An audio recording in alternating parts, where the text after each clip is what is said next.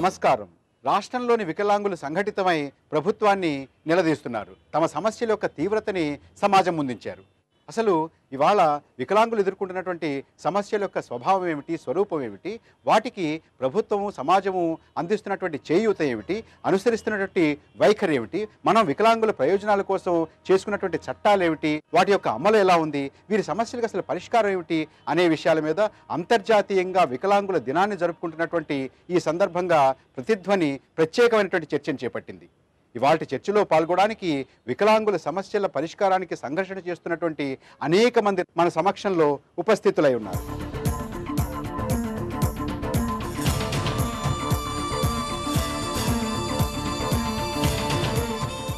పద్మారెడ్డి గారు, మీరందరూ కూడా ఈ ఆందోళనల బాట ఎందుకు పట్టారు? వికలాంగులకి హక్కులు కల్పించడానికి, సౌకర్యాలు కల్పించడానికి అనేక చట్టాలు చేసుకున్నాం. కానీ వాటి అమల్లో ఎక్కడా పాటింపు లేదు. రిజర్వేషన్లు 3% ఉంది, అలాగే సమాన అవకాశాలు ఉన్నాయి. అవన్నిటి కూడా ప్రభుత్వం పట్టించుకోవట్లేదు. అన్ని కంటి తుడుపు చర్యలు.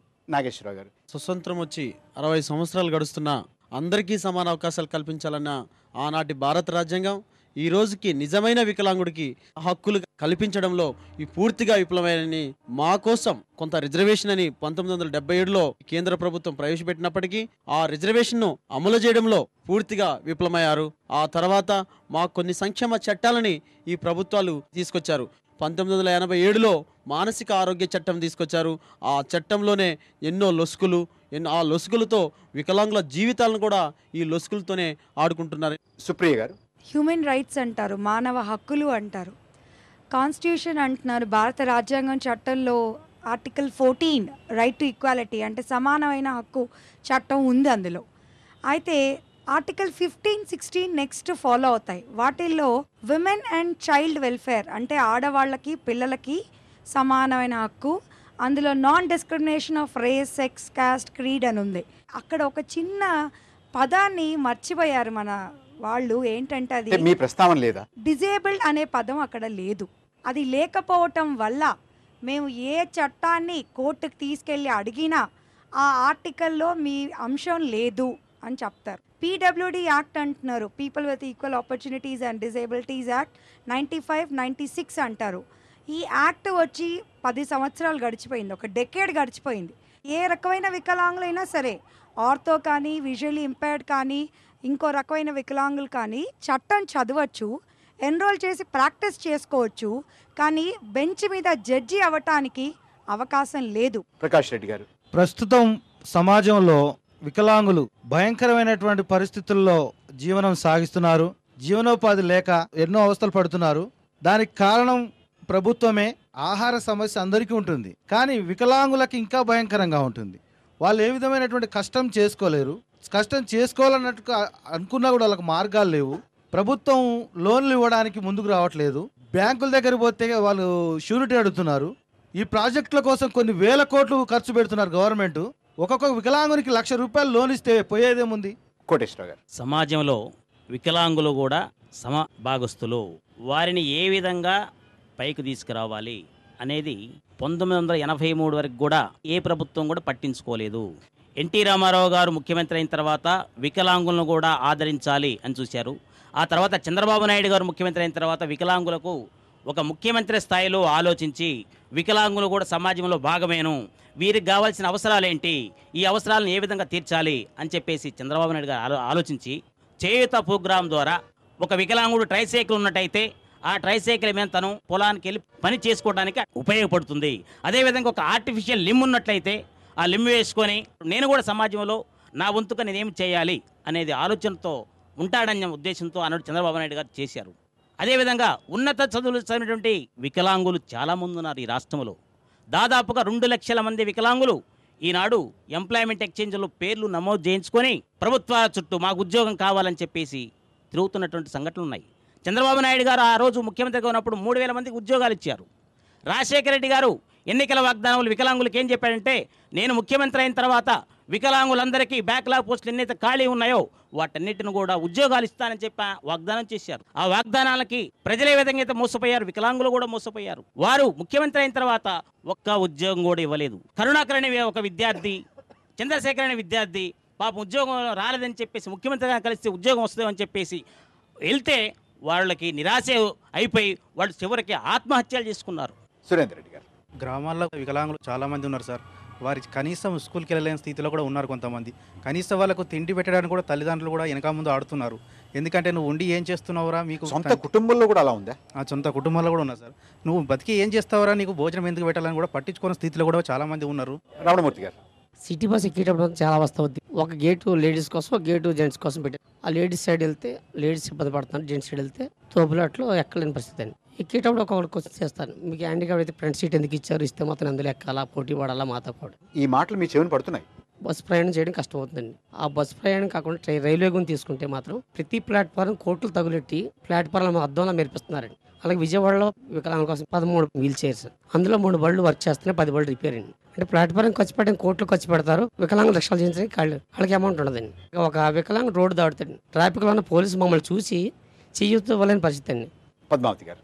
మహిళలు మామూలుగానే బయటికి రారు. ఇక వికలాంగులైతే మీకు కొన్ని విషయాలు తెలిస్తే కన్నీళ్ళు వచ్చేస్తాయి. కొంతమంది ఆడపిల్లలు బయటికి రాలేక వాళ్ళ జీవితాలు వ్యర్థం అనుకొని వాళ్ళ ఇంట్లో విషం తాగి చనిపోతున్నారు.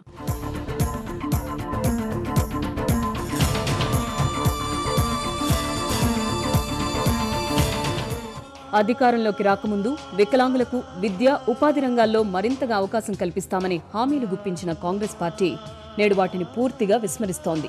అంతేకాదు, వికలాంగుల్లో ఆత్మవిశ్వాసాన్ని పెంపొందించిన చేయూత పథకాన్ని రద్దు చేసింది. వెలుగు పథకం ద్వారా వికలాంగుల సంక్షేమానికి గతంలో కేటాయించిన నిధులను సైతం పక్కదారి పట్టించింది. రాజధానిలో వికలాంగుల సేవా సదన్ నిర్మాణం కోసం గత ప్రభుత్వం మంజూరు చేసిన 18 కోట్ల రూపాయలను వైఎస్ సర్కార్ నిలిపివేసింది. 2006లో వికలాంగుల వసతి గృహాలను సందర్శించిన మానవ హక్కుల కమిషన్ సభ్యులు వాటి నిర్వహణ తీరుతెన్నులపై ఆందోళన వ్యక్తం చేశారు. ప్రస్తుతం ఎస్సీ, ఎస్టీల కన్నా 4 రెట్లు తక్కువగా వికలాంగులు పాఠశాలలకు వస్తున్నారు. దేశ అక్షరాస్యత 52% భావిస్తే వికలాంగుల్లో అది 35% మాత్రమే. బాగా అక్షరాస్యత కలిగిన కేరళలో సైతం 27% వికలాంగులు బడులకు దూరంగానే ఉంటున్నారు. రాను ఉద్యోగుల్లో వికలాంగుల శాతం పడిపోతోంది. 1991లో దరఖాస్తు చేసుకున్న వికలాంగుల్లో 43% మేరకు ఉద్యోగాలు లభిస్తే 2002లో అది 38%కి పడిపోయింది. ఇక వికలాంగుల పట్ల సామాజిక స్పృహను ప్రైవేట్ సంస్థలు పూర్తిగా గాలి కుదిలేశాయి. 1990లో ప్రైవేట్ సంస్థల్లో 0.3% వికలాంగులకే ఉద్యోగాలు దక్కాయి. బహుళజాతి కంపెనీల్లో ఇది 0.05%గా ఉంది. ఇప్పుడు ఆ శాతం మరింతగా దిగజారింది. వికలాంగుల హక్కుల పోరాట సమితి ఆధ్వర్యంలో ఇటీవల రాజధానిలో జరిగిన మహాగర్జనతో వారి సమస్యలు ప్రజల ముందుకొచ్చాయి. ప్రస్తుతం ఇస్తున్న 200 రూపాయల పింఛను 1500 రూపాయలకు పెంచాలన్నది వికలాంగుల ప్రధాన డిమాండ్ అయింది. విద్య, ఉద్యోగాల్లో వికలాంగుల రిజర్వేషన్ను 3% నుంచి 7%కి పెంచడంతో పాటు వికలాంగ ఉద్యోగులకు ప్రమోషన్లలో రిజర్వేషన్లు కల్పించాలంటున్నారు. బ్యాక్లాగ్ పోస్టులను తక్షణం భర్తీ చేయడమే కాకుండా స్వయం ఉపాధికి ప్రాధాన్యం ఇవ్వాలని కోరుతున్నారు. ఆదిరెడ్డి గారు, నిత్య జీవితంలో మీ అనుభవాలు ఏమిటి? ప్రభుత్వ కార్యాలయాలు పోయినప్పుడు కానీ, ఒక డిస్టిక్ ఏడీ ఆఫీసులు కానీ, కలెక్టర్ ఆఫీసులు కానీ, ఎక్కడ పోయినా కానీ మేము బస్సు దిగి రోడ్డు క్రాస్ చేయడానికి ఒక వీల్ చైర్ అనేది ఏ ప్రభుత్వ ఆఫీసులలో కానీ అవైలబుల్ లేదు. ఒక లిఫ్ట్ ఖరాబ్ అయినప్పుడు పైకి ఎక్కాలంటే 3 అంతస్తులు 4 ఫ్లోర్ ఎక్కి తాకల, మేము ఎక్కి దిగొచ్చి తాగల కాలు ప్యాచర్ కావడము, కాలు బొక్కలు పడడము, ఈడ్చుకుంటూ పోయేటప్పుడు మాకు ఇవి చాలా ప్రాబ్లం అయినాయి. కర్ణాటక తీసుకోండి, మన తమిళనాడు తీసుకోండి, ప్రతి ఆఫీసులలో వీల్ చైర్ ఒక మనిషిని పెట్టడం జరిగింది. కానీ మన ఆంధ్రప్రదేశ్ ప్రభుత్వాలలో ఇలాంటి సౌకర్యాలు ఏవీ లేవు. కాసిం గారు. వికలాంగుల ఆఫీసులకు వెళ్తే ఆ సంబంధిత అధికారులు జనరల్ క్యాండిడేట్స్ ఉంటున్నారు. ఆ సమస్యల్ని వికలాంగులు వెళ్ళి చెప్పుకుంటే సాధ్యమైనంత వరకు వాళ్ళు ఇది ఎందుకు వచ్చాడు ఆఫీస్కి, ఇది ఎందుకు వదిలించుకోవాలరా అనే సమస్య చూస్తున్నాడు. అలాగే ఇప్పుడు బస్ పాస్లు ఉన్నాయండి, 50% కన్సెషన్తో లగ్జరీ వరకు ఇస్తున్నారు. బట్ అక్కడ లగ్జరీ తీసేసి సూపర్ లగ్జరీని పెట్టారండి. ఇప్పుడు మేము కృష్ణా జిల్లా నుంచి ఇక్కడ హైదరాబాద్ సమస్య మీద కమిషన్ రావాలంటే హైజాక్ బస్సు బస్ పాస్ ఎవరు ఫుల్ ఛార్జీలు పెట్టుకుని రావాలంటే ప్రతి సమస్య మీద ఎంత బడ్జెట్ పే చేస్తుందో ఆలోచించాలి. అమృతయ్య గారు, చాలా సమస్యలు ఉన్నాయా? వికలాంగుల యొక్క సమస్యలు పరిష్కరించాలంటే ఒక ప్రభుత్వం యొక్క సమర్థత సరిపోదు. సమాజంలో అవగాహన అనేది రావాలా. ఏ ప్రభుత్వమైనా ప్రజలకు సహాయం చేయాలనే కోరుకుంటుంది. అందులో ముఖ్యంగా ఇలాంటి వికలాంగులకు తప్పక సహాయం చేయడానికి ఏ ప్రభుత్వ అధికారి కానీ ఎవరైనా కూడా తప్పక అతని మనసులో ఉంటుంది.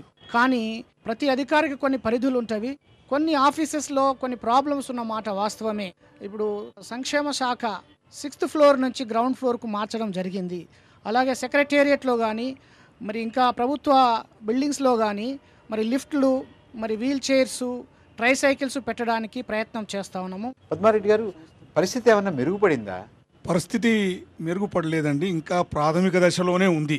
దాన్ని మెరుగు చేయడానికి ప్రభుత్వం కొంత కృషి చేస్తున్నమాట వాస్తవం అయినప్పటికీ చాలా ప్రాథమిక దశలో ఉంది. అసలు వికలాంగుల సమస్యలు కుటుంబం నుంచే స్టార్ట్ అవుతున్నాయి. అక్కడి నుంచే వాళ్ళకు వివక్ష ప్రారంభమవుతుందండి. అంటే ఒక వికలాంగుడిగా అతను పుట్టగానే ఇతను ఒక భారము అనే భావం కుటుంబంలోనే ప్రారంభమవుతుంది. పేద వికలాంగులు మళ్ళీ దాంట్లో మహిళలు కావడము ఇంకా పెద్ద శాపం ఈ దేశంలో. సానుభూతి ఉంది కానీ సహాయ సహకారాలు మాత్రం ప్రజల నుంచి లేదు. ప్రకాష్ రెడ్డి గారు, 2 కళ్ళు లేని వాళ్ళకి పరిస్థితి, 2 కాళ్ళు లేని వారి పరిస్థితి ప్రస్తుత సమాజంలో చాలా దారుణంగా ఉంది. 2 కాళ్ళు లేని వాడు ఒక ఆఫీస్కి వెళ్ళాలంటే, ఉదాహరణకి నేను ఎన్నోసార్లు సెక్రటరేట్కి వెళ్ళాను. సెక్రటరేట్కి వెళ్ళినప్పుడు నా బండిని ఎక్కడో పార్కింగ్లో పెట్టి రమ్మంటాడు. ఆ పార్కింగ్లో పెట్టి కన్సల్టింగ్ డిపార్ట్మెంట్కి రావాలంటే నాకు ఏడుపు వస్తుంది. చేతులని బొబ్బలు వచ్చేస్తాయి, కాళ్ళని కొట్టుకుపోతాయి. అక్కడ సెక్యూరిటీ వాళ్ళకి జాలి దయలేదు, అక్కడ ఉన్నటువంటి అటెండర్స్కి జాలి దయలేదు.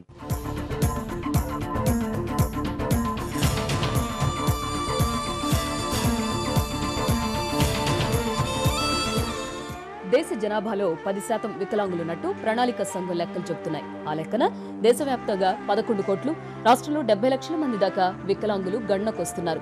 అయితే రాష్ట్రంలో 13,12,000 పైచిలకు వికలాంగులు మాత్రమే ఉన్నారని 2001 జనాభా లెక్కల్లో తేలినట్టు అధికారులు గుర్తు చేస్తున్నారు.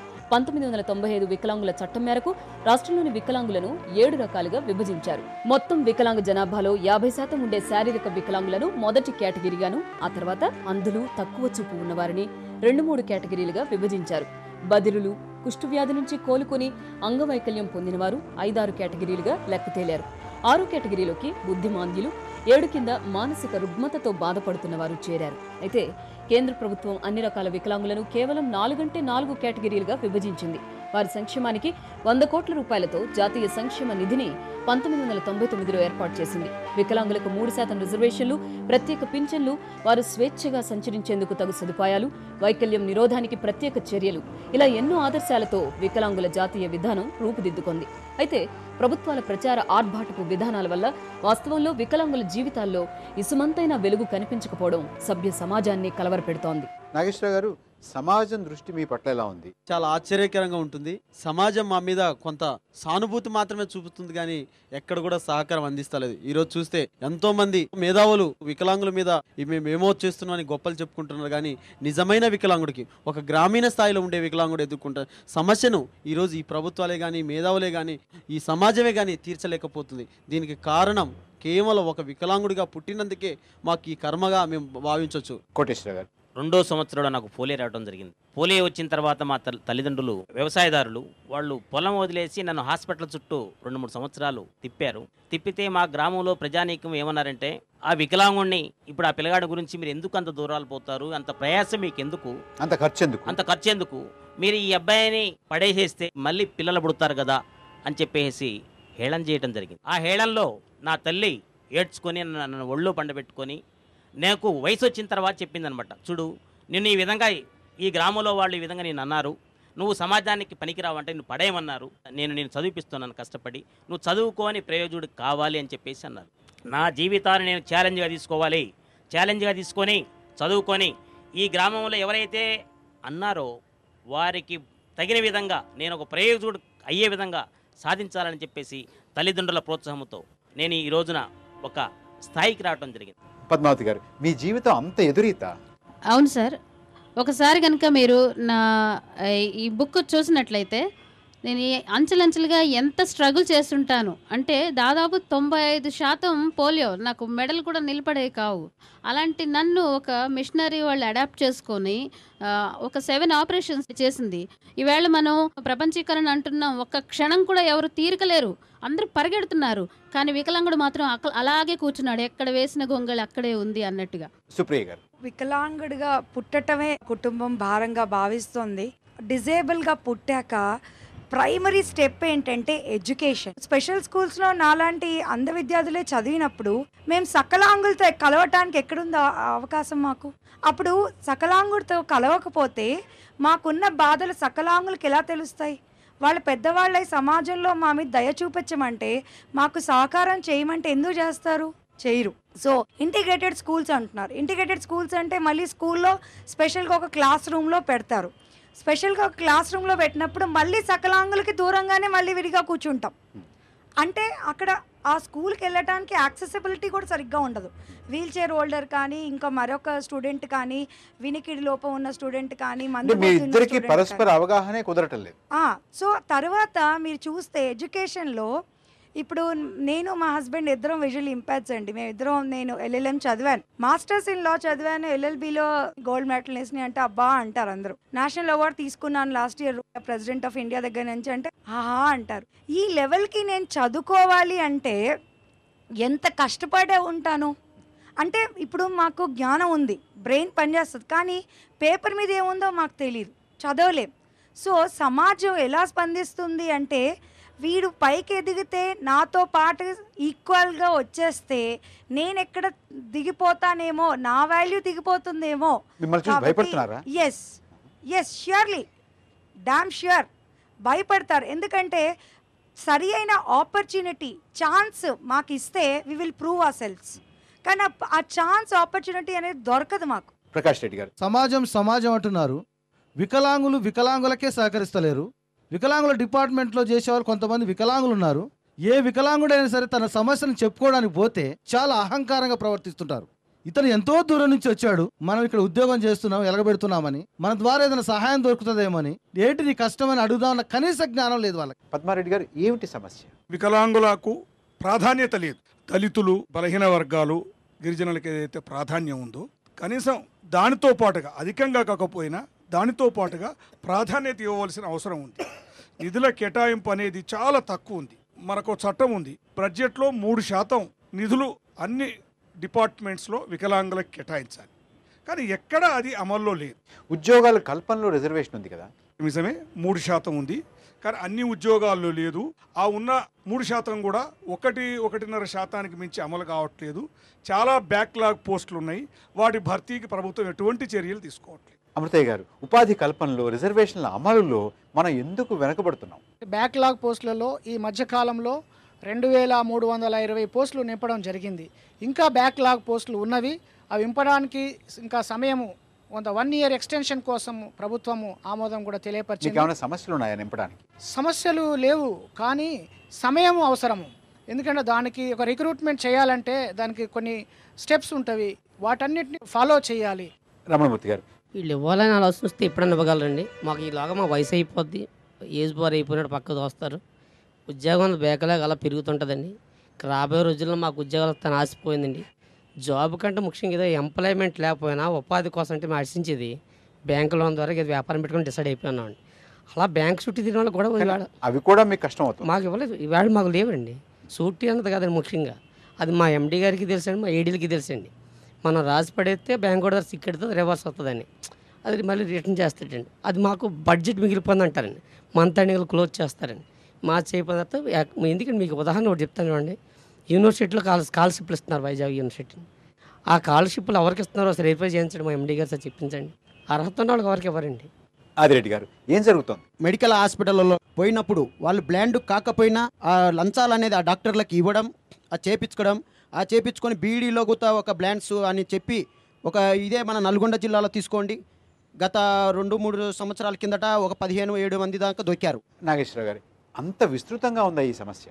తప్పనిసరిగా ఉంది సార్. ఎక్కడ చూసినా, ఏ జిల్లాలో చూసినా ఈ దొంగ సర్టిఫికెట్లు అనేవి చాలా పుడుతున్నాయి.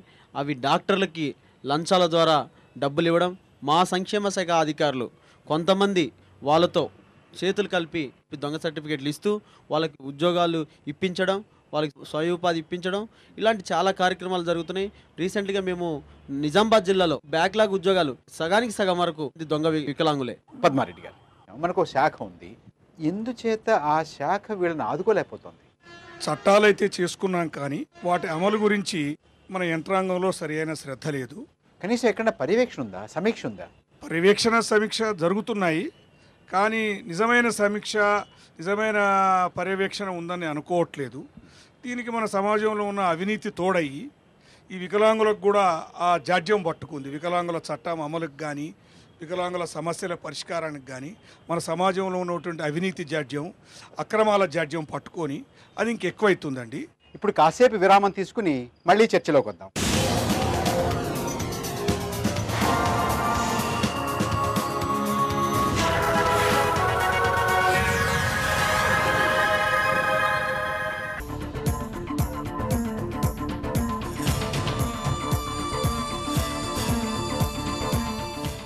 వికలాంగుల సంక్షేమం కోసం రాష్ట్ర ప్రభుత్వం 1995లో తెచ్చిన వికలాంగుల చట్టం ఆ మరుసటేడు నుంచి అమల్లోకి వచ్చింది. ఈ చట్టాన్ని ఖచ్చితంగా అమలు చేయాలని మహిళా, శిశు, వికలాంగుల అభివృద్ధి శాఖ 2002లో జారీ చేసిన జీవో గాలికి కొట్టుకుపోయింది. అంగవైకల్యాన్ని బాల్యంలోనే గుర్తించి నివారణ చర్యలు చేపట్టాలని 95 నాటి వికలాంగుల చట్టం ప్రత్యేకంగా చెబుతోంది. 18 ఏళ్ల దాకా వికలాంగ బాలబాలికలకు ఉచిత విద్యను నిర్దేశించింది. మొత్తం బడ్జెట్లో 3% వికలాంగుల సంక్షేమానికి కేటాయించాలని ఈ చట్టం స్పష్టం చేస్తోంది. విద్యా, ఉద్యోగాల్లో 3% వికలాంగుల కోసం ప్రత్యేకించాలని కూడా ఈ చట్టం నిర్దేశిస్తోంది. ప్రణాళికేతర బడ్జెట్ వ్యయం 50,000 నుంచి 70,000 కోట్ల రూపాయలు ఉన్న నేపథ్యంలో వికలాంగుల సంక్షేమానికి కనీసం 1,500 కోట్లైనా కేటాయించాల్సింది. గతేడాది బడ్జెట్లో వికలాంగులకు కేటాయించిన మొత్తం 215 కోట్లు మాత్రమే. వాస్తవంలో ఖర్చు చేసింది కేవలం 80 కోట్లు. రాష్ట్రంలోని 70 లక్షల మంది వికలాంగుల సంక్షేమం కోసం ఇంత పరిమితంగా నిధులు ఖర్చు చేయడం అమానుష్యమని పలు ప్రజా సంఘాలు ధ్వజమెత్తుతున్నాయి. మరోవంక 1981లో నెలకొల్పిన వికలాంగుల అభివృద్ధి కార్పొరేషన్ తొలి నుంచి నిధుల కొరతతో కుంటుతోంది. ఇక విద్యా, ఉద్యోగ రంగాల్లో వికలాంగుల రిజర్వేషన్ల అమలును పర్యవేక్షించే వ్యవస్థ అసలు లేనే లేదంటేనే దిగ్భ్రాంతి కలుగుతోంది. సుప్రియ గారు, చట్టాలు ఎలా ఉన్నాయి? చట్టాల్లో చాలా లోపాలున్నాయి. కాన్స్టిట్యూషన్ ఆఫ్ ఇండియా నుంచి, పీడబ్ల్యూడి యాక్ట్ నుంచి, నేషనల్ ట్రస్ట్ యాక్ట్ నుంచి, రీకౌన్సిలింగ్ యాక్ట్, ఏవైతే అన్ని చట్టాలు వికలాంగులకి కేటాయించడం జరిగిందో భారత ప్రభుత్వం వాళ్ళు, ఎక్కడైనా ప్రతి చట్టంలో ఒక లాక్యూనా ఉందండి. ఆర్టికల్ 33 తీసుకున్నారు పీడబ్ల్యూడి యాక్ట్లో. Employment articles 32 to 38. ఎంప్లాయ్మెంట్ ఆర్టికల్స్లో ఇప్పుడు వీళ్ళందరూ చెప్తున్నారు బ్యాక్లాగ్స్ ఫిల్ చేయట్లేదని. ఎందుకు ఫిల్ చేయట్లేదంటే సరి అయిన హ్యాండిక్యాప్ దొరకట్లేదు అని చెప్తారు ప్రభుత్వం. 3% రిజర్వేషన్లో లో విజన్, టోటలీ బ్లైండ్, లో ఆర్థోపెడిక్, టోటలీ ఇట్లా వచ్చేసి ప్రభుత్వం కానీ ప్రైవేట్ కార్పొరేట్ సంస్థలు కానీ లో విజన్, లో ఆర్థో, లో హియరింగ్ ఇంపైర్డ్స్ని ప్రిఫరెన్స్ ఇస్తున్నారు కానీ టోటల్ వాళ్ళని పక్కన పెట్టేయటం జరుగుతుంది. నేను చాలా కేసులు కొట్లాడానండి కోర్టులో, చాలా వేశాను కేసులు. బ్లైండ్స్కి ప్రమోషన్లు దొరకవు, మళ్ళీ బ్లైండ్స్కి వాచ్మ్యాన్ ఉద్యోగం ఇస్తారు. బికాస్ అక్కడ ఉన్న వేకెన్సీ అదే, రోస్టార్ సిస్టమ్ ప్రకారం అదే, రోస్టార్ 6 ఉంది అంతే. విమెన్స్ రిజర్వేషన్ ఇదే వస్తుంది. ప్రభుత్వాలు అంత మూర్ఖంగా ఉంటాయా? న్యాచురలీ నేను కేసులు కొట్లాడుతున్నాను కోర్టులో. ప్రమోషన్ ఒక అతని బ్లైండ్ అతనికి 10 సంవత్సరాల నుంచి అటెండర్ పోస్ట్లో ఉన్నాడు కానీ అతనికి ప్రమోషన్ ఇవ్వట్లేదు ప్రభుత్వం. ఎందుకు ఇవ్వట్లేదు అంటే అతను జూనియర్ అసిస్టెంట్ జాబ్ చేయలేడు, అందుకని అంటారు. ప్రకాష్ రెడ్డి గారు, సమాజంలో వికలాంగులు దేనికి పనికిరానన్నటువంటి నిర్లక్ష్య భావం అన్నమాట. సరైనటువంటి అవగాహన లేకపోవడం, ఆ చట్టం అమలు చేసే వాళ్ళకి వికలాంగుల యొక్క బాధలు తెలియకపోవడం, తెలిసి కూడా మాకెందుకులే అన్నటువంటి భావన. డాక్టర్లలో కూడా ఈ వికలాంగుల పట్ల చాలా నిర్లక్ష్యంగా వ్యవహరిస్తున్నారు. వాళ్ళకి ఎవరికి ఎంత పర్సంటేజ్ చేయాలో కూడా తెలీదు. ఉదాహరణకు నేనే ఉన్నాను, నాకు పర్సంటేజ్ ఎంతో తెలిస్తే ఇక్కడ ఉన్న వాళ్ళు అందరూ ఆశ్చర్యపోతారు. నాకు 2 కాళ్ళు మాత్రమే లేవు కానీ 100% వేశారు. 100% అంటే అసలు టోటల్ డెడ్ అనమాట, ప్రాణం మాత్రమే ఉంది, దేనికి పనికిరాడు అనమాట. 100% ఇచ్చారు నాకు సర్టిఫికేట్. రేపు ఉద్యోగానికి పోతే నువ్వు 100% డిజేబుల్డ్ కాబట్టి యు ఆర్ అన్ఫిట్. అమృతయ్య గారు, చట్టంలో లోపం ఉందా, అమలులో తేడా ఉందా? చట్టాన్ని అమలు చేయడంలో కొంచెం జాప్యాలు జరుగుతున్నమాట. లోపమే లేదా?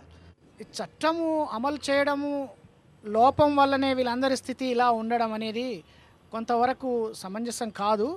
వికలాంగుల యొక్క ఆత్మస్థైర్యాన్ని పెంచడానికి సమాజంలో సెన్సిటైజేషన్ అనేది ఇంపార్టెంట్.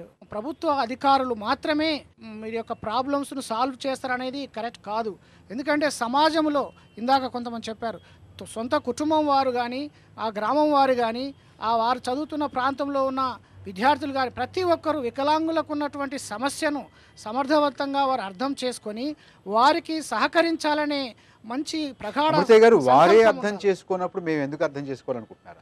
అర్థం చేసుకొని చట్టాలను నెరవేరుస్తున్నా కూడా అక్కడ ఉన్నటువంటి సమాజం అంతా మరి సక్రమంగా దాన్ని చేపట్టకపోతే ఏ చట్టమైనా నిర్వర్తించాలంటే కొన్ని సమస్యలు వస్తాయి.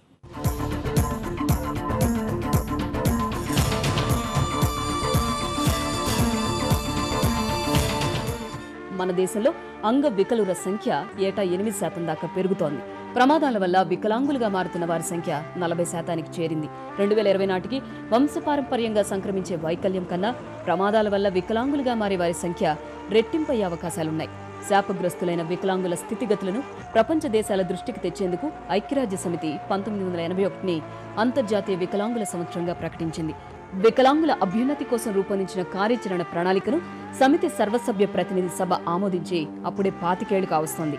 1983-93 మధ్య కాలాన్ని వికలాంగుల దశాబ్దిగా సమితి ప్రకటించింది. ప్రపంచవ్యాప్తంగా 1998 నుంచి ప్రతి ఏటా డిసెంబర్ 3వ తేదీని వికలాంగుల దినోత్సవంగా నిర్వహిస్తున్నారు. అంతేకాదు వికలాంగులకు తగిన పని ఈ ఏటి నినాదమని సమితి పేర్కొంది.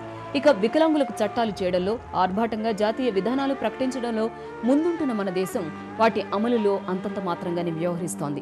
రోగ నిరోధకాలు లేక రక్షిత మంచినీటి సదుపాయాలు కరువై దేశంలో ఏటా లక్షల సంఖ్యలో వికలాంగులు పుట్టుకొస్తున్నారు.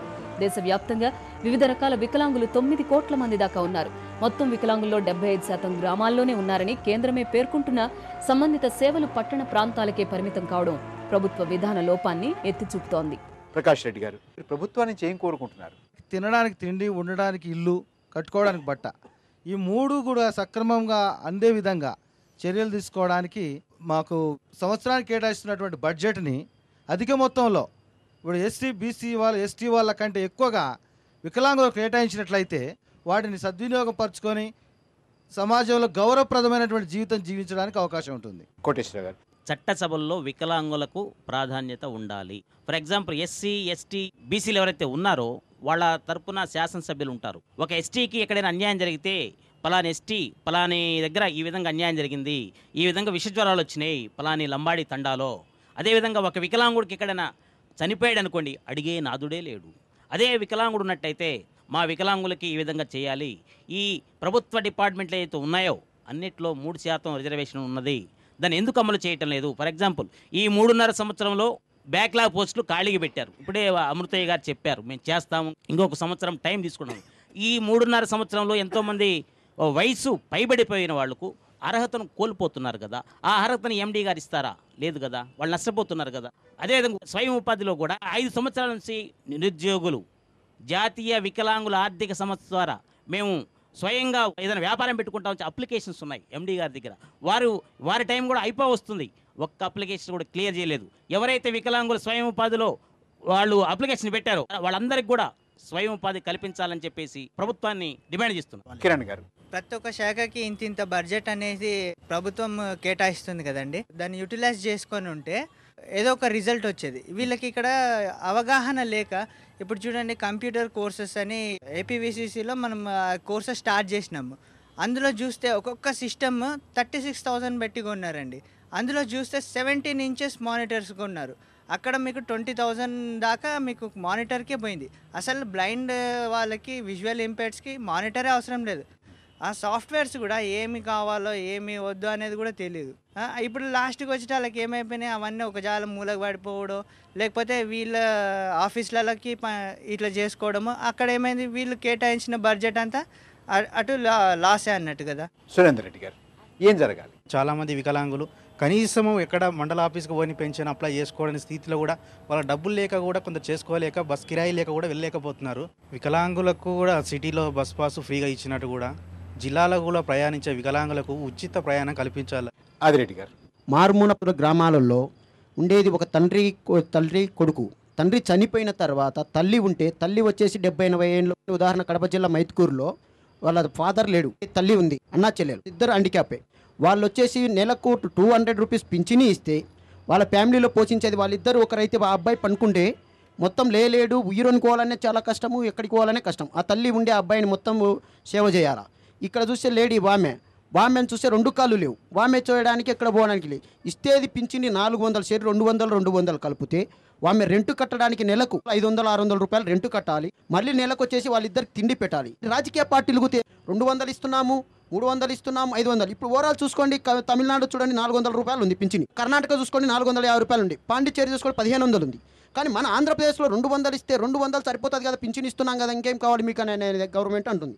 మొన్ననే చెదరగట్టు దగ్గర ఒక ప్రోగ్రామ్ పెట్టారు, government programme, medical board word సర్టిఫికేట్లు, ఈ సర్టిఫికేట్లు, ఆ సర్టిఫికేట్లు అని. ఆ రోజు ఆడిపోయినాను. ఆడికుతో పోతే ఆడ రికమెండేషన్లు కావాలి, ఇల్లు కావాలా, అది కావాలా, ఇది కావాలా, ఏం కావాలా, నువ్వు ఓవరాల్ మున్సిపాలిటీలో ఎక్కడ ఉన్నావు, నువ్వు ఆ municipality MDO office, MRO office పోతే వాళ్ళు ఏమంటున్నారు, బాబు నువ్వు ఉన్నట్టు ఓటు హక్కు లిస్ట్ ఉందా, నీకు రేషన్ కార్డు ఉందా, రేషన్ కార్డు ఎవరికి ఇస్తారండి హ్యాండిక్యాప్కు? వాళ్ళు వెళ్తే మా తల్లి చనిపోయా, మా తండ్రి చనిపోయా, ఓవరాల్గా చనిపోయారు, రేషన్ కార్డు ఎక్కడిది?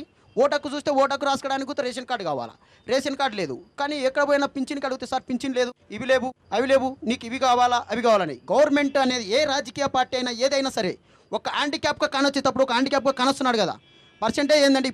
ప్రకాష్ రెడ్డి గారు, వికలాంగులకు రేషన్ కార్డులు ఇవ్వడానికి చాలా లొసుగులు పెడుతున్నారు. మీకు పెళ్ళైందా, పెళ్లి అయితేనే రేషన్ కార్డు ఇస్తామని అంటున్నారు. చాలామంది వికలాంగులు పెళ్లి చేసుకోవడానికి ముందుకు రారు.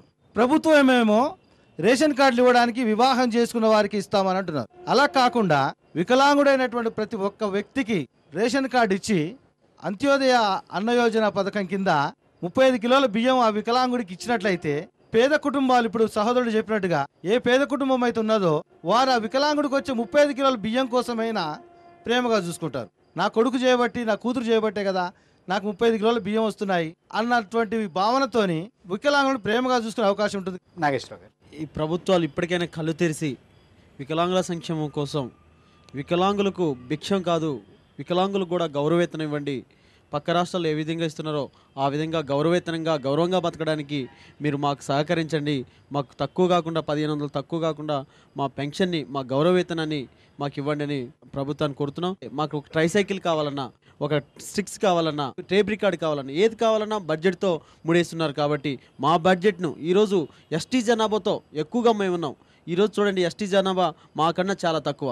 వాళ్ళకి ఇచ్చేది 400 కోట్లు, మాకు కేవలం 28 కోట్ల రూపాయలు. మేము అడుగుతున్నాం, మా జనాభాను బట్టి మీరు మా బడ్జెట్ని కేటాయించండి. నిధులు గణనీయంగా పెరగాలి. పెరిగినప్పుడే మా కష్టాలని కొన్ని తగ్గిపోతాయి. ఎందుకంటే ఈరోజు చూడండి, ఒక బయటికి స్కూల్కి వెళ్దామంటే ట్రైసైకిల్ దొరకడం లేదు. ఆ ట్రైసైకిల్ కోసం 10 సార్లు తిరగాలి. ఆ 10 సార్లు తిరిగినా ట్రైసైకిల్ రాదు. ఎందుకు రాదంటే బడ్జెట్ లేదు. కాబట్టి మా బడ్జెట్ పెరగాలి. ఆ బడ్జెట్ పెరుగుతూనే విద్యారంగంలో కానీ, ఉపాధి రంగంలో కానీ కూడా ప్రభుత్వం సహకరించాలి. మా రిజర్వేషన్ని, ఇప్పుడున్నది రిజర్వేషన్లు 3 కేటగిరీకే, 3-3కి సంబంధించిన వారికి, అందుల కోసం, మా బదిలీల కోసం శారీరక వికలాంగం. మిగతా వారికి ఏంటి, మానసిక వికలాంగులు ఉన్నారు, మానసిక రుగ్మత గలవారు ఉన్నారు, లెప్రసీ క్యూట్ పర్సన్స్ ఉన్నారు. నిన్నగాక మొన్న మారుగుజ్జులను చేశారు. వీళ్ళ సంగతి ఏంటి? మేము అందరి కోసం ఎన్ని కేటగిరీలు ఉన్నాయో, ఎన్ని రకాలైన వికలాంగులలో వాళ్ళకు కూడా సమాన అవకాశాలు కల్పించాలని మా రిజర్వేషన్ని 3% నుంచి 8% పెంచి వాళ్ళందరికీ కూడా సమాన అవకాశాలు కల్పించాలి. అదేవిధంగా ఈ రాష్ట్ర ప్రభుత్వం ఇస్తున్న రాజీవ్ గృహ కల్పని గొప్పలు చెప్పుకుంటే సింగపూర్ సిటీ లాగా మేము కట్టిస్తున్నామని, ఆ కట్టించిన దాంట్లో మా వికలాంగులకి ఈరోజు కూడా సరైన వారి అర్హులైన అందరికీ ఇల్లులు దొరకడం లేదు. ప్రభుత్వాన్ని మేము అడుగుతున్నాం, ప్రతి ఒక్క వికలాంగుడికి ఉచితంగా ఇల్లు ఇవ్వండి, మాకు ఉచిత బస్ పాసులు ఇవ్వండి. కోటేశ్వర గారు, వికలాంగులు అయినటువంటి మా సోదరులందరికీ కూడా నేను, రాష్ట్ర ప్రభుత్వం మనకు ఏదైతే అందిస్తుందో అది వారి దయా దాక్షిణ్యంలో కాదు, మనం కూడా సమాజంలో భాగం కాబట్టి వారు చేయవలసిన బాధ్యత ప్రభుత్వాల మీద ఉన్నది. ప్రభుత్వ అధికారులు ఎవరైతే ఉన్నారో వారు ఇప్పుడు ఏం చేస్తున్నారంటే, ఫర్ ఎగ్జాంపుల్ ఈరోజు ఎండీ కావచ్చు, కమిషనర్ కావచ్చు, వారిని హైదరాబాద్ నగరంలో వాళ్ళకి ఉద్యోగం కావాలి కాబట్టి ఈ వికలాంగుల సంక్షేమ శాఖకి కమిషనర్గానో లేకుంటే వికలాంగుల సహకార సంస్థకు ఎండీగానో నియమిస్తున్నారు. వారికి సరి అయిన అవగాహన ఉండటం లేదు. వారు ఏంటంటే, మాకేదో 2 సంవత్సరాలు ఇక్కడ ఉద్యోగం ఉంటుంది, ఈ 2 సంవత్సరాలు మేము కాలయాపన చేసుకుంటే మా భార్య పిల్లలతో మేము కాలం గడుపుకొని వెళ్ళిపోతాము, కానీ నేను నా ఉద్యోగరీత్యా నేను ఎవరి గురించి ఇక్కడ ఉన్నానా అనే ఆలోచన ఆ అధికారుల్లో ఉండటం లేదు. దానివల్ల ఏమవుతుందంటే ఎక్కడి నుంచో శ్రీకాకుళం నుంచి ఒక వికలాంగుడు కార్పొరేషన్కి వస్తారు, ఎండీ గారిని కలుద్దామని చెప్పేసి వారు ఎక్కడికో వెళ్ళిపోతారు. కానీ ఆ వికలాంగుడు అంత దూరం నుంచి ఎన్నో ప్రయాసాలకు వచ్చి అక్కడ ట్రైన్ ఎక్కి ఇక్కడ దిగి మళ్ళీ బస్సులు పట్టుకొని మళ్ళీ కార్పొరేషన్కి వచ్చి అతను పని కాకపోతే ఎంతో బాధపడతారు. ఆ విధంగా స్వయం ఉపాధి కొరకు వికలాంగులు ఈ ప్రభుత్వంలో ఎన్నో సంవత్సరాల నుంచి లోన్ వస్తుందని చెప్పేసి ఆశతో ఉన్నారు. వాళ్ళందరికీ కూడా అధికారుల నిర్లక్ష్యం వల్ల పూర్తి నిర్లక్ష్యం వహిస్తున్నారు.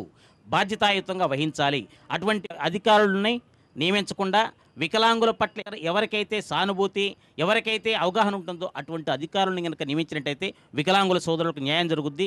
అమృతయ్య గారు, ఈనాడు వికలాంగుల సంక్షేమం కోసము పెన్షన్స్ ఒకప్పుడు 70 రూపాయలు ఉంటే 200 పెంచడం జరిగింది. స్కాలర్షిప్స్ పెంచడం జరిగింది. ఎడ్యుకేషన్ సైడు ప్రొఫెషనల్ కోర్సెస్ చేసే వాళ్లకు వీరందరూ అడిగినటువంటిది ఇచ్చిన సలహా ఆచరణ సాధ్యమేనా మీకు? తప్పనిసరిగా ఆచరణ సాధ్యం. ఎందుకనంటే అది అవసరం కూడా అని నేను కోరుకుంటున్నా. ఎందుకనంటే వికలాంగులకు చేయూతనివ్వాల్సిన బాధ్యత తప్పనిసరిగా ఉంది. ఇప్పటి వరకు లేని సదుపాయాలు ఈ మధ్య కాలంలో కొన్ని మెరుగుపడినవనేది నేను ఖచ్చితంగా చెప్పగలుగుతా. 5 కోట్లు మరి ఎన్హెచ్ఎఫ్డిసి నుంచి తీసుకొచ్చి మరి అప్లై చేసినటువంటి ప్రతి ఒక్కరికి మరి లోన్ ఇవ్వడానికి మేము సంసిద్ధంగా ఉన్నాము. ఇప్పటికే అప్లికేషన్స్ కూడా జిల్లాలకు పంపడం జరిగింది. జిల్లా అధికారులు దరఖాస్తు కూడా పరిష్కరించలేదంటున్నారు. అదే చెప్తున్నాను. ఆ జిల్లా అధికారుల ద్వారా మరి ఆ కమిటీలో సెలక్షన్ చేసేసి మా దగ్గరికి వస్తే, కేంద్రానికి వస్తే మేము వాళ్లకు ఫండ్స్ రిలీజ్ చేయడం జరుగుతున్నది. పద్మావతి గారు, కొత్తగా ఏమి చేయమని మేమేం అడగట్లేదు. మాకున్న హక్కులు ఏవైతున్నాయో, మేము అడుగుతున్న ఆత్మగౌరవం ఏదైతుందో, మమ్మల్ని గౌరవించండి, సమాజంలో అందరితో సమానంగా చూడండి, కించపరచకండి అని మేమైతే అడుగుతున్నామో, మా హక్కుల్ని మేము రక్షించుకోవడానికి మేము ఏదైతే ముందు అడుగు వేయడానికి రెడీగా ఉన్నామో ఆ దిశగా ప్రభుత్వాలు, ఏ ప్రభుత్వం అయినా సరే ప్రోత్సహించవలసిన అవసరం ఉంది. పద్మారెడ్డి గారు, వికలాంగులకు ప్రస్తుతం ఉన్న పథకాలు చాలా అసమగ్రంగా ఉన్నాయి. వీటినన్నింటి కూడా పునర్రచించవలసిన అవసరము, పునఃసమీక్ష చేయవలసిన అవసరం ఉందని భావిస్తున్నాను. దాంతోపాటు వికలాంగ నివారణకు పోలియో లాంటి నివారణ కార్యక్రమం ఏదైతే మొత్తం భారతదేశంలో కానీ ప్రపంచంలో కానీ ఏ విధంగా తీసుకున్నారో, అలాగే అంధత్వ నివారణకు కానీ, మిగతా వినికిడి లోపాలు, మిగతా అనేక సమస్యలకు నివారణ ఉంది. వాటన్నిటికి కూడా మనకిప్పుడు వైద్య రంగంలో అనేక రకమైన సాంకేతిక అభివృద్ధి మార్పులు వచ్చాయి. ఈ విధంగా కూడా చాలా కృషి చేయాల్సిన అవసరం ఉంది. దాంతోపాటు ఈ యొక్క వికలాంగం వచ్చిన వాళ్ళకి చికిత్స, పునరావాసము, వీటి గురించి నిధులలేమీ లేకుండా, నిధుల పరిమితి అనేది లేకుండా చేయవలసిన బాధ్యత, కర్తవ్యం ఈ ప్రభుత్వం మీద, ఈ సమాజం మీద ఉన్నదని, అది భిక్షగా కాకుండా వారి కర్తవ్యంగా భావించి సంపూర్ణ అవకాశాలు, సమాన అవకాశాలు, సమాజంలో గౌరవప్రదమైన స్థానం కావాలని మేము కోరుకుంటున్నాం. అన్ని అవయవాలు సరిగా ఉన్న వారి ప్రపంచానికి, అంగవైకల్యం ఉన్నటువంటి వారి ప్రపంచానికి చాలా తేడా ఉంది. వారి జీవితానుభవానికి వీరి జీవితానుభవానికి చాలా తారతమ్యం ఉంది. అన్నిటికీ మించి వారికి ఉన్నటువంటి శారీరక అంగవైకల్యం కన్నా సమాజం, ప్రభుత్వాలు వారి పట్ల చూపిస్తున్నటువంటి వివక్ష, ఉదాసీనత వారిని బాగా గాయపరుస్తుంది. అది కనుక మనం దూరం చేసుకుని, మనకు చేసుకున్నటువంటి చట్టాలని సరిగా అమలు చేసుకుని వారికి ఒక ఆత్మ గౌరవంతో, ఆత్మవిశ్వాసంతో బతికేటటువంటి పరిస్థితిని మన సమాజంలో కల్పించాలి. సమాజంలో బలవంతులకు ఎప్పుడూ గౌరవం ఉంటుంది, ఎప్పుడూ విశేషమైనటువంటి స్థానం ఉంటుంది. అయితే ఒక నాగరిక సమాజంలో ఉన్నటువంటి బలహీనులకి, ముఖ్యంగా అంగవైకల్యంతో ఉన్నటువంటి వారిని, వారి పట్ల ఎలా ప్రవర్తిస్తోంది అన్నదాని మీద వారి నాగరికత ఆధారపడి ఉంటుంది. ఈ చర్చని ఎంతటితో ముగిద్దాం. నమస్కారం.